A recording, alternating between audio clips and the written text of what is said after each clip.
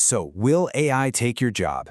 I mean, it's the question on everybody's mind, right? It's fueling so much anxiety.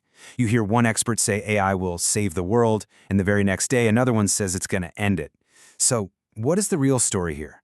Today, we're going to cut through all that noise. We're going to get a clear, grounded perspective from a Nobel Prize-winning economist on what AI actually means for your career. Okay, let's get into it. Right, so why is everyone so confused about AI's impact on jobs? Well, it's pretty simple actually. It's because the very people building this stuff the experts were all looking to for answers are painting wildly different pictures of what's coming. This is it. This is the big question that keeps people up at night. And honestly, when you look at what the top minds in the field are saying, you can see exactly why the picture is so complicated. I mean, just look at the spectrum of opinions. It is wild. On one side, you have Jeff Hinton, literally called the godfather of AI, warning that it's all going to take over. Then you have Microsoft CEOs saying, no, it's just a tool to help us. One expert predicts humanity could be wiped out, while another predicts cures for all diseases. It's no wonder we're all just looking for a straight answer. And that is where Professor Sir Christopher Pissarides comes in. See, this is a guy who won a Nobel Prize for his work on how labor markets, work. And he argues that a lot of this crazy speculation just isn't justified. He thinks we can find a much more encouraging path forward, but we have to look at the problem through a totally different lens. So, to figure out where we're going, Professor Pissarides says we actually need to look back. He points out that this isn't the first time a new technology has come along and threatened to turn the job market completely upside down. You know, history can actually teach us a lot about what to expect with AI. And this right here, this is the core of his entire argument. The conversation we should be having isn't about jobs just disappearing. It's about how they are going to fundamentally change. AI isn't just going to erase jobs. It's going to trigger something economists call structural change. Structural change like this has happened with every single major technological revolution. Think about the Industrial Revolution or the rise of the Internet. Old jobs start to decline, but then brand new, completely different jobs pop up somewhere else, and the whole economy rebalances. The real challenge, the hard part, is helping workers make that transition.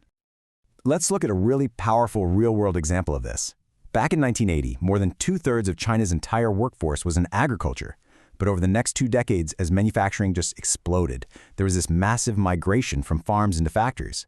By the year 2000, agriculture's share of the workforce had plummeted, while manufacturing had skyrocketed. That, right there, is structural change in action. So, you see, the problem isn't that technology creates change. Change happens. The real problem is that the transition, it's often slow, it's difficult, and it can be really messy. Moving millions of workers from industries that are shrinking to industries that are growing, that doesn't just happen overnight. There are roadblocks, or as Professor Pissarides calls them, frictions. And according to Professor Pissarides, there are 3 major frictions, in particular, that are slowing down this adjustment to AI and causing a lot of the anxiety we all feel. So, what exactly are these 3 big barriers? Let's break them down, one by one. Okay, the first friction is all about a lack of clear information. We already saw how even the top experts disagree, right? Well, that confusion trickles all the way down. Inside companies, employees are often totally in the dark about how management is actually planning to use AI. And that uncertainty, it naturally breeds fear and resistance. Second, there's a geography problem. These new, shiny, high-tech AI jobs, they're popping up in these concentrated hubs, places like Silicon Valley or Beijing. But what about the workers in other parts of the country or the world whose jobs are being automated? This location mismatch makes it incredibly hard for people to get to where the new opportunities are. And finally, we get to what might be the most critical friction of all, the skills gap. Put simply, the jobs of the future require a different toolkit. AI demands people who can work with the technology, and a lot of folks in the workforce right now just haven't been trained for these new kinds of roles. This is the gap that we absolutely have to close. Okay, so we've laid out the problems, but what about the solutions? How do you actually prepare yourself to not just survive, but thrive in this new economy? Let's talk about building your future-proof toolkit. Now, this might actually flip a common assumption on its head. Of course, tech skills are going to be important. That's a given. But the research from Professor Pissarides suggests that the majority of future jobs, 60%, will rely on uniquely human and social skills. The very things that AI can't do. And that brings us to what is maybe the single most valuable asset you can possibly have: adaptability.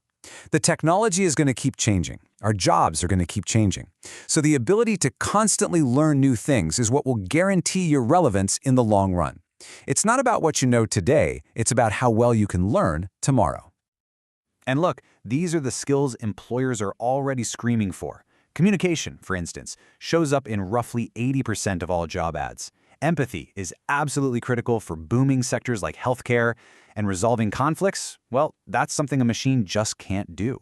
These are the durable, human skills that will always be valuable no matter how much the tech evolves. All right, so let's pull all of this together. What is the main thing to take away from all this, and what is our collective responsibility as we move forward? The core message from Professor Pissarides is really one of cautious optimism. The threat isn't a world without any jobs. The real work ahead of us is to manage this huge structural change by closing that information gap, that location gap, and that skills gap so that everyone can find their place in this new economy. And that leaves us with one final and maybe more profound question. We need to shift our focus away from just the quantity of jobs and start thinking about their quality. How can we use this amazing technological shift not just to become more productive, but to create better, more fulfilling, and more human-centric work for everyone? Now that is the real challenge ahead.